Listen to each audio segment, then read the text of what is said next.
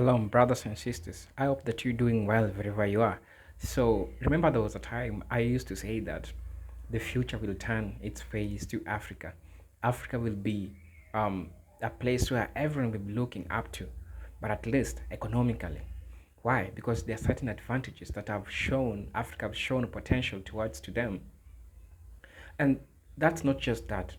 There are a lot of things which are still happening in Africa. The question is, there is a mark in an African country. I want you to guess that African country before me saying it. The African country is my country, Kenya, in the question. Now, just recently, our president went to the United States, as you usually know, and a number of things happened, of course. Well, I don't want to preempt everything, but there is a little bit connection between what's happening and what happened during those times. So I also want you to watch this video. I want you to watch this video because I'm going to give you a short, sweet African story, which will symbolically relate with how Kenya has played itself in this question. There are a lot of things which are happening in Africa. So messed up situation, good news and bad news at the same time. So let's watch the video and then come back, say something. As usually know, if you're watching this video for the first time, you can consider subscribing, joining my membership, and see what I gotta offer to you. So until then, let's dive right into the video. I think one of the reasons I was asked to be the ambassador to Kenya was because of Silicon Savannah. That smells like bullshit. Today, Kenya is the technology capital of East Africa and actually probably the technology capital of the entire continent. And we will talk about that and the digitalization actually of the continent. And I should also say, I think this is a recognition of the importance of Africa to the United States. Kenya is the country that's being honored, but it is I think it's a recognition that Africa is a very, very important continent, certainly to the world, but particularly to America in the next 20 years. Why? Well, as you well know, by 2050, 1 in 4 people on Earth will live in Africa, and 1 in 3 working-age people will live in Africa. So it's going to be the locus of population. It will be the youngest population. Therefore, it's with the working age, and it will be the largest consumer market in 2050. So that makes everyone need to stand up and say, you know, what are we going to do with Africa? We have to ask an immigration consular question. Yeah. And with the great relations, people are going to travel back and forth. So it's easier for Americans to come here than it is for Kenyans to go to the US. And one of the big questions is spousal visas for individuals who may be on the other side and are not able to get their visas for their spouses to join them. And we're not talking about months, we're talking about years for this to happen. What's the holdup? Yeah. So when I got here, but remember what happened during COVID is no one wanted to go anywhere. And the visa department, the consular department, is funded by visa fees. So during COVID, visa fees went to nothing. So there was no business. So all those consular officers went off into the other parts of the American government. I mean, I'm very pleased that we didn't lay anyone off, but they went and got other jobs. Then, when the demand started to rise again, we had to try to get all those people back. Do you remember when the airlines tried to get up and running? They had to bring the baggage handlers back and the flight attendants back and the pilots back. We had to find all these people to bring them back. When I got here, it was a 2-year wait for an interview. Yeah. So we did a lot of business process re-engineering. We got a bit more resources. I put out an all-points bulletin to the embassy. Anyone who's worked in consular in the last 5 years, it's your lucky day. You're coming back to consulate to get this under control. And we brought that wait down to 2 years. Then everyone in Kenya figured out they could get visas again, so the demand went back up. We brought that down. And the place that we still are far behind is the spousal visas, and we're working on it. I think there will be good resolution by the end of the year. But I feel badly about the fact that many of these spouses have been separated, families have been separated, and so we're working to get, you probably know there's 8 different kinds of visas to go to the United States. We've made progress on many of them, and we've made progress on that, but not enough. So are we saying that it is a timing issue? Yes. As opposed to a refusal issue? Oh, it's a timing issue. Okay. I mean, we do refuse people for visas for very, very good reasons. Yeah. Africa and America, yes, an embassy. An embassy is here to help people. If you want to go for holiday to America, if you want to study, if you are an African, you can never be white. We can never be white. We can only be African applying to either study, holiday, whatever in America. But if you already see on your system that a person doesn't qualify for the visa, then why take them to the counter where they pay 3,600 for the visa and go to the next counter and be denied the visa? Then first interview them. If they don't qualify, don't make a person like this. Me, they don't even ask anything. They just say you are denied. You should They don't even ask questions. No pay questions. 3,600 just to be denied to the next counter. But that's not the major problem here. It's actually a resource and a processing time issue. So what would you say to the folks who are waiting and saying, okay, well, it's been 3 years. Yeah. You know? Hang in there. We're working on it. We're working on it, and I want to resolve it as fast as we can. Do you think the cost for an American visa is justified?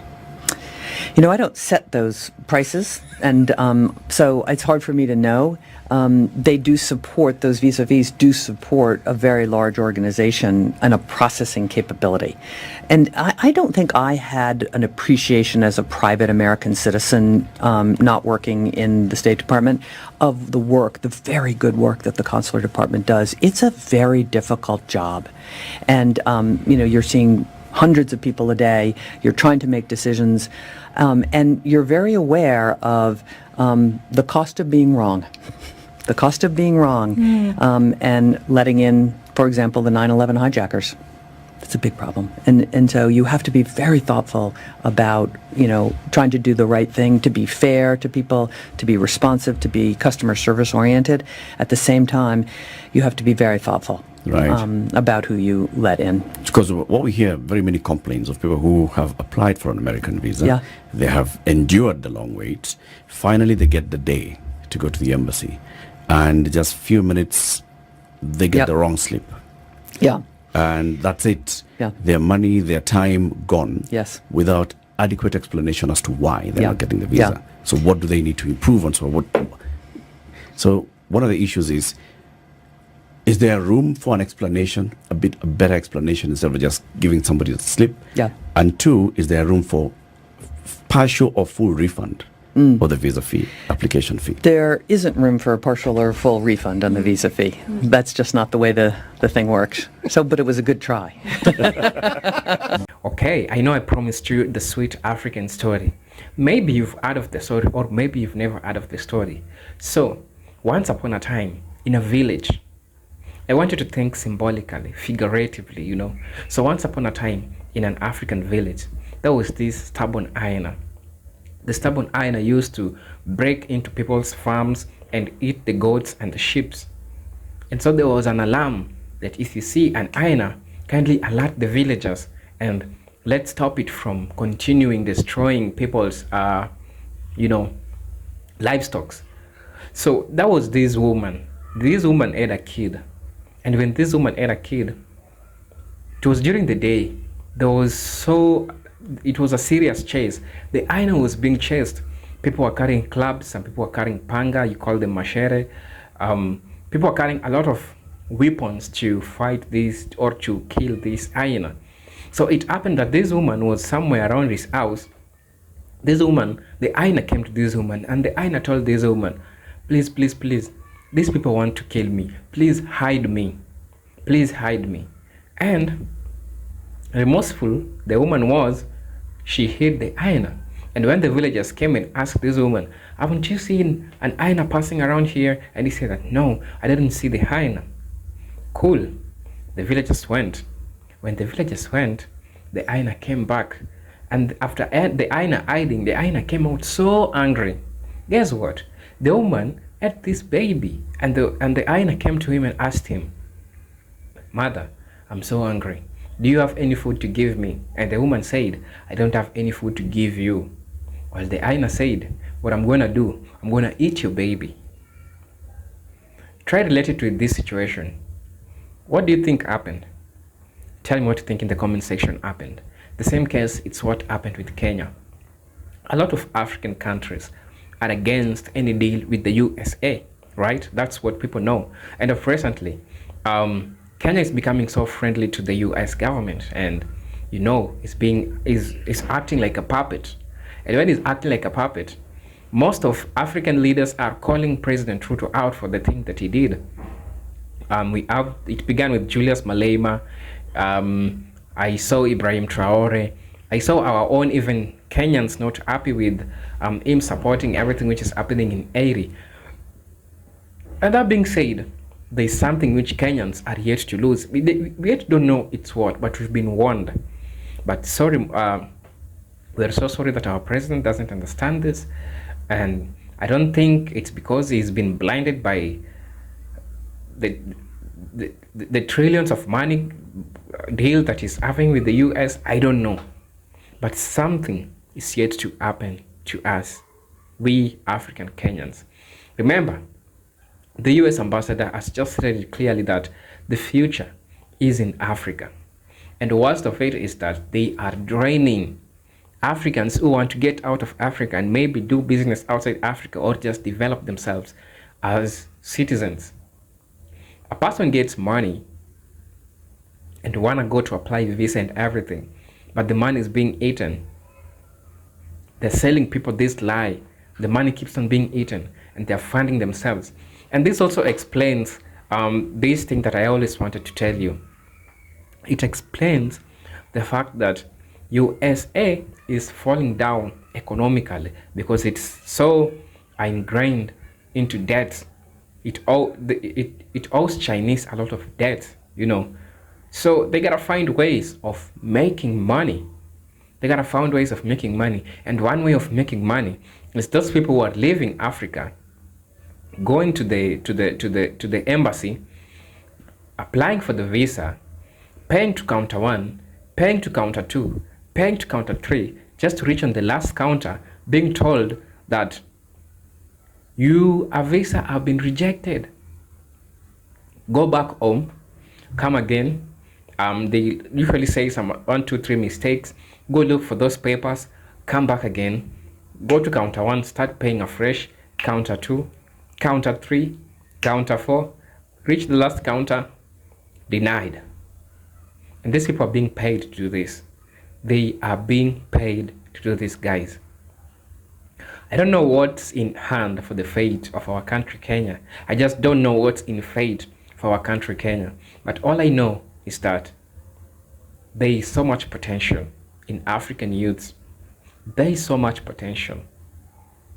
And that's why we are seeing a lot of people coming out of the motherland. We are seeing a lot of people coming to invest in the motherland. So people are starting projects, employing the youths, because that's where the manpower is. This was a short video, but it was so insightful. Guys, what do you think is in store for the country, Kenya? What do you think is the fate of our country, Kenya? I would like you to tell me in the comment section about what you think about this country of mine, Kenya. Because for me, I believe that there is something which is in store for us that we are not seeing. I just hope that things stands well for our country, Kenya. And wherever you are, please pray for our country, pray for our people, pray for our president, and let him see the light. Because everyone is against this. The hyena one day will come in his house and say, I want to eat your baby. Who do you think is this baby? Is it our economy? Is it our people? I want you to tell me this in the comment section. Until then, peace, love, and harmony. Just before I say salute, again a reminder, if you're watching this video for the first time, you can consider subscribing to the channel, join the membership, and let's meet on the next video. Salute.